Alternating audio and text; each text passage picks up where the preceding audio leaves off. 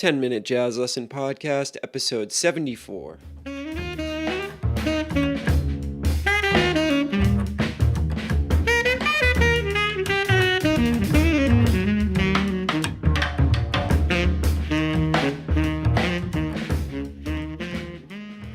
Hey everybody, welcome back to another episode of the 10-Minute Jazz Lesson Podcast. My name is Nick Manella. I'm the creator and host of this show, and I will be guiding you through a short and concise jazz lesson that happens every single week on the show. And you can find the free PDFs for these episodes at 10minutejazzlesson.com. That's the number 10minutejazzlesson.com. Hey, do you love these episodes and want to spread the message to others looking for jazz instruction every single week? Please go to our iTunes page and leave us a rating and review. We've got a goal to get to 50 reviews by the end of the year. We've already got some great ones over there, so if you enjoy the show, please take 2 minutes out of your day, head over to iTunes, give us a 5-star rating and review. That really helps us to get discovered by other students of jazz such as yourself, and hopefully we can help them all out. All right, so today is going to be a part 2 from last week. Last week what we did, sorry, I'm getting very tongue-tied today. Last week what we did was we wrote a contrafact to the Tad Dameron tune Lady Bird. So if you didn't tune in last week, I would suggest going and listening to that episode first, grabbing the PDF, taking a look at the melody we wrote. But let's do a short recap right here. So what a contrafact is taking an existing set of chord changes. So in this case, we took the chord changes to Lady Bird, and we wrote a new melody to it. So it's a great way of thinking about melody writing or even solo construction. Because what we're doing is we're not just, rattling off a bunch of endless choruses on a tune. We're actually sitting down and writing a new melody, which takes obviously a little bit more care than it does to just, rattle off a chorus of improvisation. So that's going to be your first exercise for writing a contrafact. But one of the coolest things that I think about writing a contrafact is that you're only a short step away from having your own tune entirely. And like I talked about last week, this is a great thing to do if you're experiencing writer's block. So let's say you sit down to compose your own song and you just can't come up with anything. You're just not feeling any of the ideas that you have, or you feel like you can't come up with something original. This is a great way to sort of break out of that and formulaically come up with a way to write a tune. Now, it might not be the best tune you've ever written in your life, but if you take long enough, you'll come up with something that sounds really, really good and that bears almost no resemblance to the tune that you got your information from. So I will say, though, that this tune that I've written that we're going to go over today, it definitely does still resemble Lady Bird. You can, I guess if you sat down, you thought about it for long enough, you could kind of see that I was definitely coming from the tune Lady Bird. But that doesn't have to be the case. That's just how mine turned out. And if I wanted to go back and, rewrite this tune, think about it in a different way, at the end of the day, you'd probably have no idea that I came from the tune Lady Bird. So it's just kind of the way it turned out. It's the way that I like it. You could probably figure out it's from Lady Bird, but hey, that's all right. I got a tune out of the deal.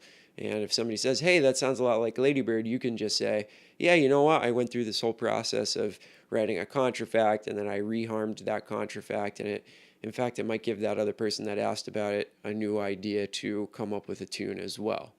So let's start by breaking down what I've done here. So what I started with was the sheet from last week, our rewritten melody that fit over the changes of Lady Bird. And then I basically just started from the beginning again and thought about what chords does my new melody work over. And that's kind of the process that I went through. So let's take the first measure, for example.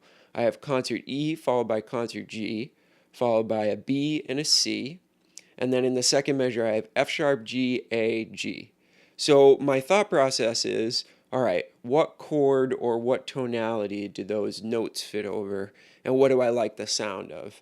So I experimented with a couple of different things. I started by checking it out in A minor, and that sounded pretty good. because all those notes you'll notice do fit over the chord A minor 7. But ultimately I decided to go with E minor 7 just because I like the sound of some of the notes over E minor 7 a little bit better. And you'll notice that there's a couple of notes that are actually outside, well, actually really only one note that's outside of the key of E minor 7, but I decided that it still sounded pretty good, so I decided to go with it. So if you look at the first notes, they're outlining an E minor triad, and then the non-harmonic tone is that C natural, but I decided, you know what, it actually sounds okay. And then I went on to my F sharp, G, A, and G, which are all squarely in the key of E minor 7. So that worked pretty well as well. And then I basically went through the rest of the tune and did the exact same thing. But let me talk about one part that I thought was kind of interesting. So last week when I rewrote the turnaround, which is the last two bars, the chords were C major 7, E flat major 7, A flat major 7, and D flat major 7. And what I decided to do with my new melody, my Contrafact, was I decided to do a root triad. So I outlined a C major triad. Then I outlined an F major triad, which sounds really, really good over E flat major 7. It's that, triad pair of the root triad and the triad a whole step up, which we've talked about a little bit in the past. So I decided to go with that over the E flat major 7 chord. Then I had an A flat major 7 chord, which I did the root triad on. And then I decided to go with an E flat triad over the D flat major 7 chord. So what I've done when I've reharmed it is I've actually just subbed in those two chords. So now my reharm goes C major 7, F major 7, A flat major 7, and then I went with an E flat dominant 7th chord for the last chord in the tune. So I really used my new melody to inform the new chord changes I was going to write. And I think that those are the really interesting parts. Now, I think one exercise that you should do is you should grab my melody from last week, if you haven't written one of your own melodies, and you should try to reharm my melody, because it'll probably come out completely differently than I did it. And that's the really interesting thing, is that you can take a look at a melody and come up with 10 different ways to reharmonize it. In fact, I probably went through that when I was writing my reharm this week. So a good exercise for you would be to take the melody that I've written and reharm it yourself, see what you come up with. Maybe try it a different way, go through a bunch of the different derivations of what you can possibly do. Or you can take Lady Bird and start the process right from the beginning. You could write your own contrafact and then reharm that contrafact yourself.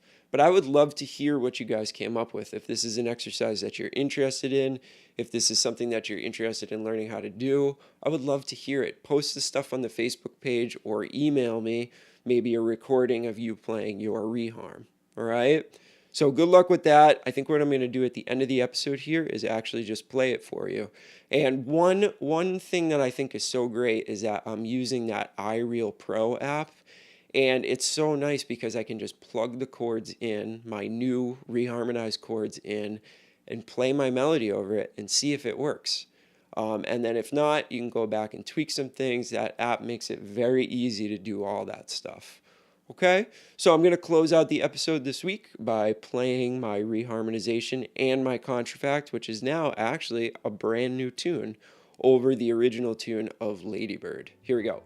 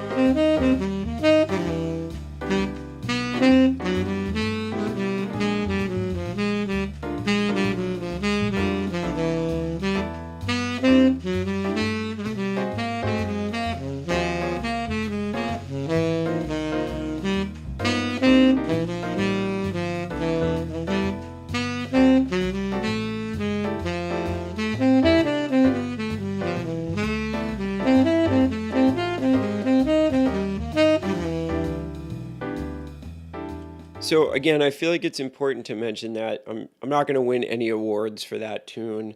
And in fact, there are some parts that I would definitely go back and change, and I will go back and change if I wasn't under the gun to get this podcast out.